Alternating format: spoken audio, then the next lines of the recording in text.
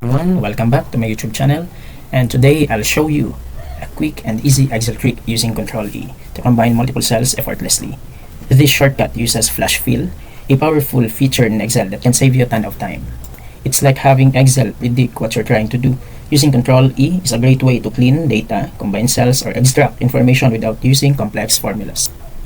So let's start. As you can see, we have here first name in column E, last name in column F, and the middle name in column G.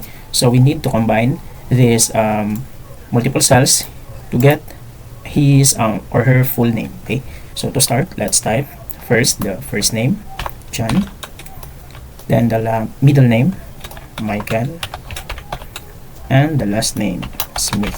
Okay, to check the spelling if correct and no errors, so just simply click Ctrl E, and that's it, as simple as that. And that's it for today's tutorial. I hope you found this helpful. If you have any questions or want to see more Excel tips, drop a comment below.